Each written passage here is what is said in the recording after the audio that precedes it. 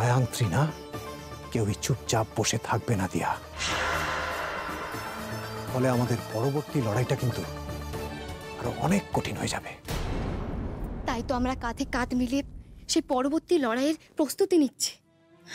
তুমি একদম টেনশন করো না, আমরা যতক্ষণ একসঙ্গে থাকবো ততদিন এই সংসারের কেউ কোনো ক্ষতি করতে পারবে না, আর কেউ আমাদেরও কোনো ক্ষতি করতে পারবে না। যখন যেমন প্রয়োজন হবে তখন তেমনি শাসন করে হোক, আদর করে হোক, আমরা এই বাড়ির মানুষগুলোকে শুধরে নেব। আর মায়াঙ্ক শর্মার জন্য আমাদের অদৃশ্য ময়নে সব সময় তলোয়ার রেডি থাকবে।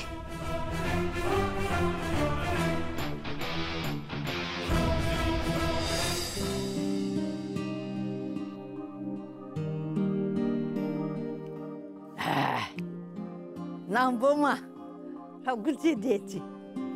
এই বিপিন আছে, বিপিনকে ভালো করে বুঝিয়ে বলে দাও। আপনি কিচ্ছু চিন্তা করবেন না মা, আমি ওকে পাখি পড়ার মতন সব বুঝিয়ে দিয়েছি। বিপিন, এতে 5টা খাম আছে, একটাও যেন না হারায়, বুঝেছো? না গো না, হারাবে না, হারাবে না। এইটুকু ভরসা তুমি বিপিনের উপর করতেই পারো। এইটুকু ভরসা তুমি বিপিনের উপর করতেই পারো? মুখে যেন ভয় পড়ছে। শোন বৌমা, বৌমা তোকে যেমনটি বলে দিল ঠিক তেমনি তেমনি করবি।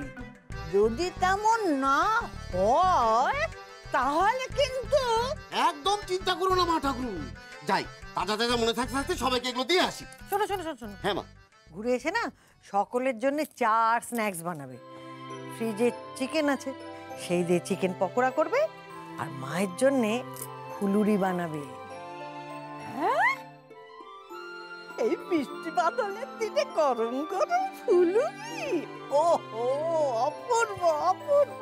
যা যা যা, তাড়াতাড়ি যা, তারপরে তো ফুলুরি হবে। যা। হ্যাঁ হ্যাঁ হ্যাঁ, এক্ষুনি যাচ্ছি, এক্ষুনি যাচ্ছি। ও মা, আপনি পারেনও বটে। না পারলে চলবে কেন বৌমা? এরকম নিত্য নতুন চিন্তা ভাবনা তো করতেই হবে। আসলে কি জানো মা, এই আমাদের রোজকার একঘেয়ে জীবনে নতুনত্বের কিছু ফোড়ন না দিতে পারলে সম্পর্কের টক ঝাল মিষ্টি স্বাদগুলো তো আলাদাভাবে জিইয়ে রাখা যাবে না। দেখো সবাই তো এখন ব্যস্ত, কাজে ব্যস্ত, কারোরই কিছু মনে থাকে না। তাই এই বেকার বুড়ি বসে বসে চিন্তা করে মাথা ঘামিয়ে এই সব ফন্দি ফিকির বার করে।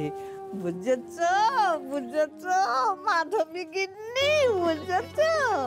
শোনো মা গো, যখন তুমি আমার জায়গায় আসবে তখনও কিন্তু তোমাকে এরকম ফন্দি ফিকির বার করতেই হবে। সাবধান থেকো। ঠিক আছে মা, এখন চলুন বসার ঘরে যাই, ওরা এলো বলি।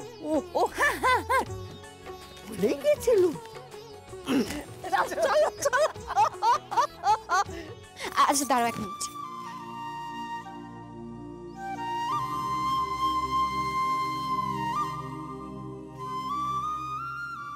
আচ্ছা তুমি একটু দেখে নাও তো এই বন্ধুটার ওজনটা ঠিকঠাক আছে কিনা। মানে শত্রুর সাথে লড়াই করতে গেলে ফিট থাকতে হবে, তাই না? দেখে নাও। সোজা হও, সোজা হয়ে দাও, বডি স্ট্রেট। ঠিক আছে, দেখি। এখনো তোমাকে 2 কিলো কমাতে হবে দিয়া। 2 কিলো? তার মানে কি? তার মানে আরো বেশি করে ট্রেনিং, বেশি করে এক্সারসাইজ, আরো বেশি করে দৌড়তে হবে। কারেক্ট? এই যে বদ্দাদা বাবু, মা জননীকে পরে দৌড় করাবে, আগে আমাকে এই দৌড় ঝাঁপের হাত থেকে মুক্তি দাও। এই নাও তোমার চিঠি, ধরো। তোমার নাম লেখা আছে তো? ব্যাস, ঠিক আছে। তাই তো লেখা আছে, দাঁড়া আমি পড়ছি এটা। হ্যাঁ।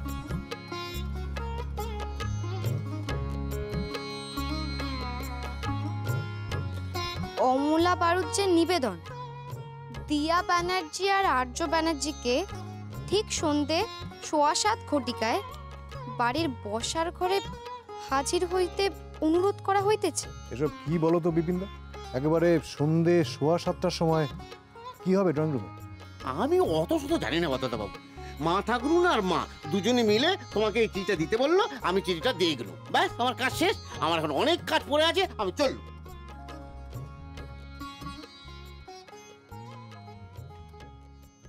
বাবা, ঠাম্মি একেবারে নিজের হাতে চিঠি লিখে আমাদের তলব করে পাঠিয়েছে। বুঝতে পারছি না কেন ডেকেছে। শুধু আমাদের নয় গো, তুমি দেখলে না বিপিনদার হাতে অনেকগুলো খাম ছিল, তার মানে সবাইকেই ডেকেছে। কি করতে চাইছে ঠাম্মি? ঠাম্মির মাথায় কি প্ল্যান ঘুরছে বলো তো?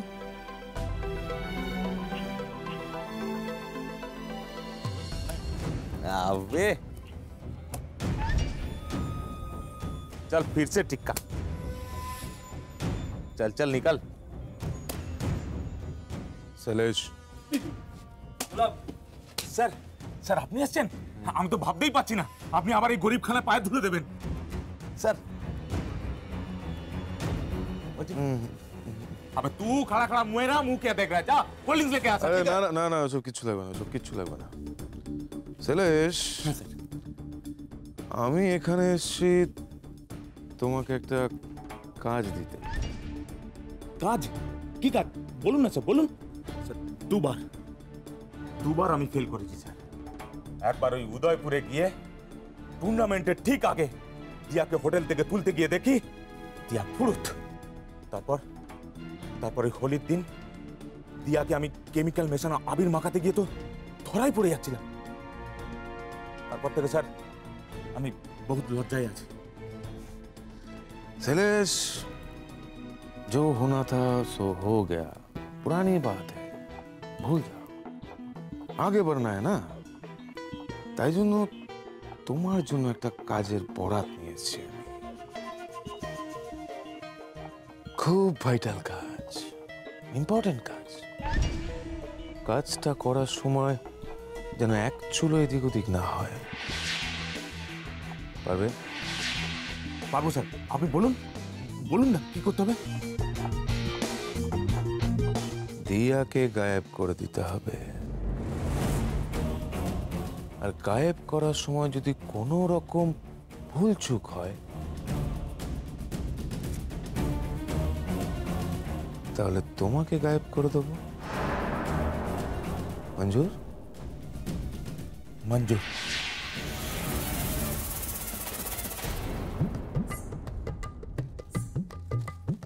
আচ্ছা মা, হ্যাঁ তখন থেকে কাগজটা নিয়ে কি বানাচ্ছেন বলুন তো? কি বানাচ্ছি বুঝতে পারছো না? মাইক মাইক এই মাইক দিয়ে একটা জরুরি বার্তা বেশ জম্পেশ করে বলতে হবে, বুঝেছ? সত্যি মা, এই ঘরে ঘরে চিঠি পাঠালেন, আবার এখন মাইক বানিয়ে ঘোষণা করবেন। সত্যি আপনি পারেনও বটে। মাগো, আরে আমাদেরই তো পারতে হবে।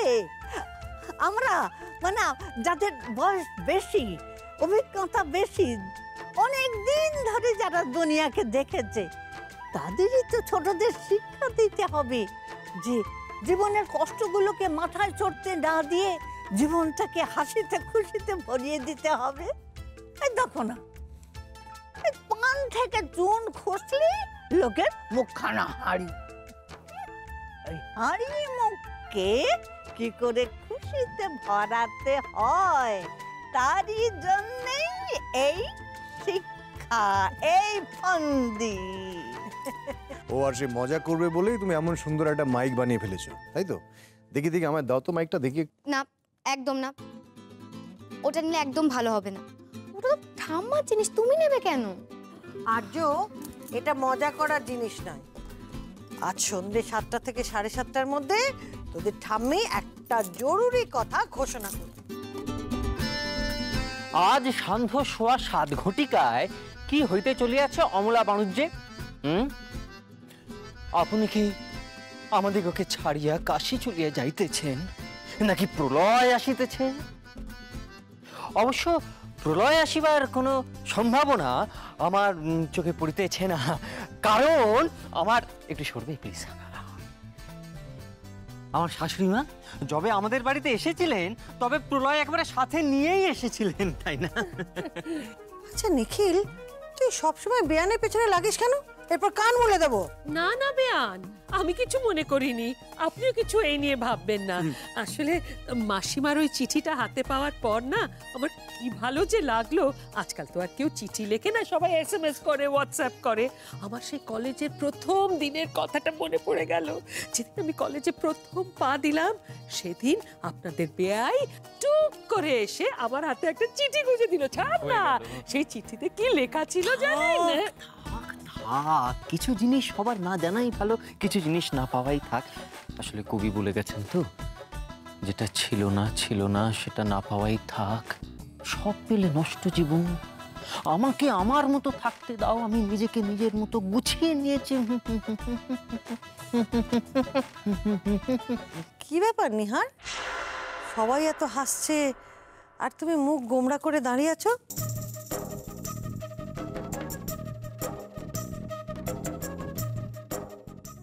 শরীর খারাপ লাগছে? আচ্ছা, শরীর খারাপ নিয়ে তুমি দাঁড়িয়ে আছো কেন? এসো, এখানে বসবে, এসো। না মা, আমি ঠিক আছি তো, একদম ঠিক আছি। না না নিহার, তুমি ঠিক নেই। দাঁড়িয়ে থেকো না, বসো বসো। হ্যাঁ দাদা ভাই, বসছি।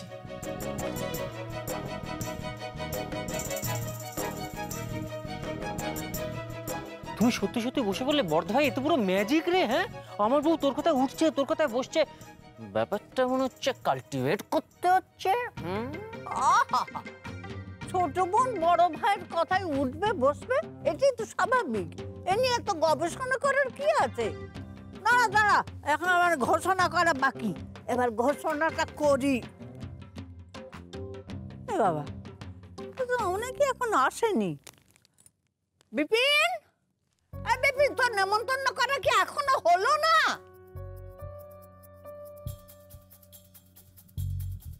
আরে কি এটা? হ্যাঁ, রিডিকুলাস। এক ঘর থেকে আরেক ঘরে চিঠি দিয়ে জানানো হচ্ছে যে কি সন্ধ্যে 7:15টায় বসার ঘরে নাকি মিটিং আছে। আরে ঠাম্মার মাথা খারাপ হয়ে গেছে। এবারে প্রত্যেক কটা লোককে দেখছি প্রত্যেক দিন একটা করে নতুন নাটক না হলে পেটের ভাত হজম হয় না। আশ্চর্য। রক্তিম, ঠাম্মি তো আনন্দ করেই সবাইকে ঘরে ঘরে চিঠি পাঠিয়েছে, এই জন্য তো রিয়াক্ট কেন করছো? চলো না, সবাই তো মিটিং এ যাবেই, দেখো না ঠাম্মি কি বলতে চাইছে। এই শোনো, মিটিং এ কি হচ্ছে না হচ্ছে সেটা জানার আমার বিন্দু মাত্র আগ্রহ নেই। আর তাছাড়া চিঠির বহর দেখে তো বোঝা যাচ্ছে মিটিং এ কি হবে।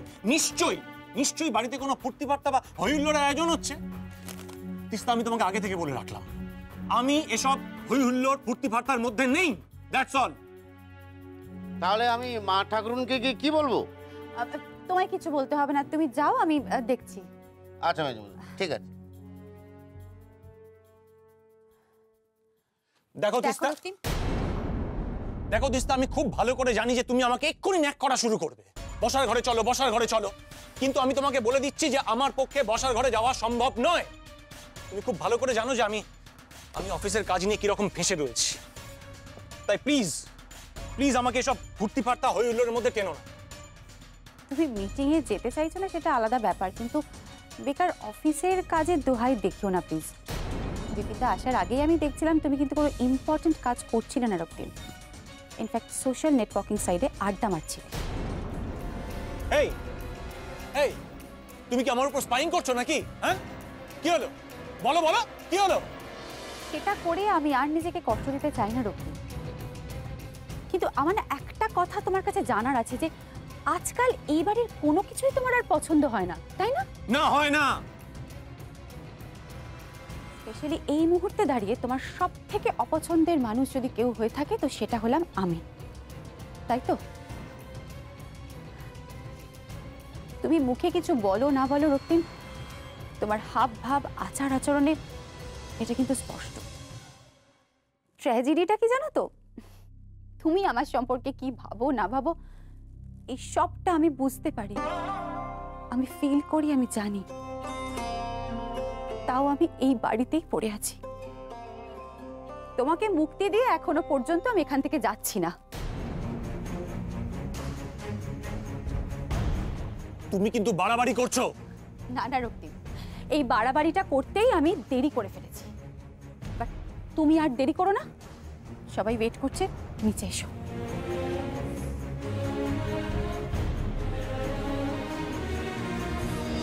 তার মানে আপনি বলছেন দিয়াকে কিডন্যাপ করতে হবে?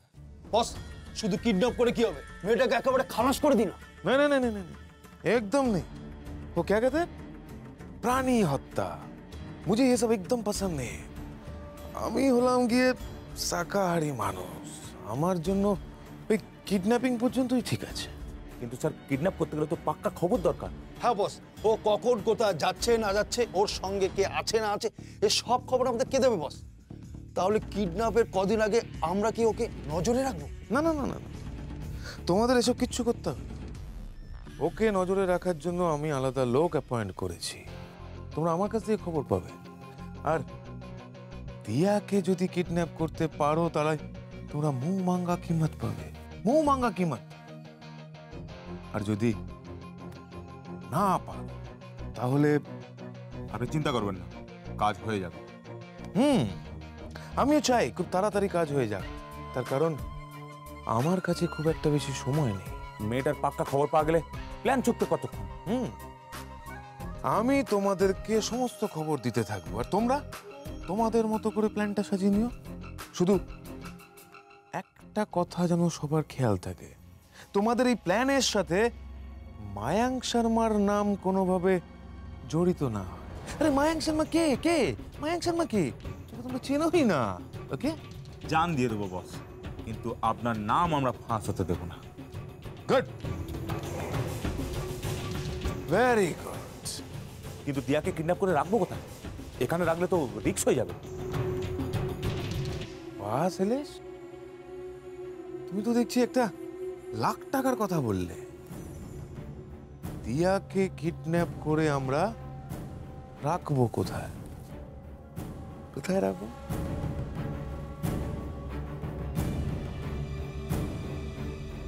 আচ্ছা, দিয়াকে কিডন্যাপ করে এখানে রেখে ঝামেলা বাড়ানোর থেকে দিয়াকে যদি আমরা অন্য কোথাও পাচার করে দিই তাহলে?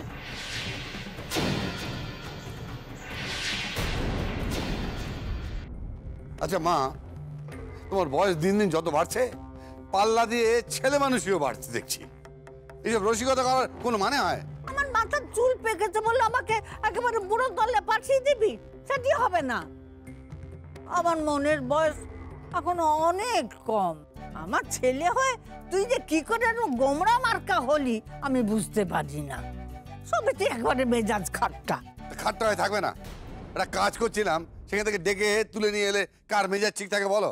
রাখতো তোর জরুরি কাজ, কাজ তো ওই 4টে ট্যাক্সের কাগজ নিয়ে নাড়ন বাড়ন চাড়ন চাড়ন করছিস। তোর নিজের দ্বারা তো কিছুই হচ্ছে না। এই অমলা মানুষ যে সই লাগেই। সারাক্ষণ তো উকিল বাবুর সঙ্গে ফোনে যোগাযোগ রেখে যেতে হচ্ছে, তার মধ্যে কোথা থেকে এসব উটকো ঝামেলা। বাড়িটা আমার নামে ট্রান্সফার করার যে কি ঝামেলার ব্যাপার, সে যদি তুমি আন্দাজ করতে পারতে মা। ঠাম্মি, তুমি আমাদের সবাইকে যেভাবে চিঠি দিয়ে নেমন্তন্ন করবে এটা কিন্তু আমরা কেউ আন্দাজও করতে পারিনি। তুমি তো দেখছি একটার পর একটা ছক্কা হাঁকিয়েই চলেছো। রে, জীবনে একটু নতুনত্ব না এলে কি আর ভালো লাগে বলতো? ঠাম্মা প্লিজ, নতুনত্ব আনতে গিয়ে আমার অফিসের কাজে দেরি করে দিও না। তোমার কি বলার আছে একটু তাড়াতাড়ি বলো তো। তুই চুপ কর তো। বাপ যেমন ছেলেও তেমনি, কাজ কাজ করে আবার কানের মাথা ফাটিয়ে দিচ্ছে। কি বলছো ঠাম্মি? তুমি থাকতে কে কি ফাটাবে বলো তো? তুমি তো একাই ফাটাই দিছো। মেজদা ভাই, তুই যদি ফোন বের করে মিটিং এর মাঝখানে খুটুর খুটুর করিস না, আমি কিন্তু একদম যাকে ঠাম্মি এবারে খোলসা করে বলো তোমার প্ল্যানটা কি? আচ্ছা বাবা, ঠিক আছে ঠিক আছে, এখন সবাই একেবারে সিরিয়াস হয়ে একাগ্র চিত্তে মন দিয়ে মিটিং করবে, ঠিক আছে? আচ্ছা ঠাম্মি, মিটিং এর বিষয়টা কি সেটা তো আমাদের বলো। দাঁড়া দাঁড়া, খালি মুখে কি আর মিটিং হয়? ও বৌমা, ও বৌমা, বিপিনকে বল না জিনিসগুলো আনতে। মা, আপনি শুধু শুধু ছেলে মেয়েগুলোকে টেনশনে রাখছেন। দাঁড়ান, ডাকছি। বিপিন, জিনিসগুলো নিয়ে এসো। হ্যাঁ, এই যাই মা। এই যে এই যে এসে গেছে গরম গরম চিকেন পকোড়া। হ্যাঁ, হয়ে গেল তোমার ডিউটি শেষ। আর আমার বেলা? ও, আনছি আনছি, আমার হাতটা ধুয়ে তবে তো আনবো। হ্যাঁ, এক্ষুনি। আমি তুমি চুপ কর, দাঁড়া, খালি পেটে হবে। আমার ফুলুরি আসবে, গরম গরম ফুলুরি, সেটি আমি খাবো, আমেজ হবে, তারপর তো মিটিং। এসে গেছে এসে গেছে এসে গেছে, এই গরম ফুলুরি এসে গেছে। এই এই তো, এবার রাখি।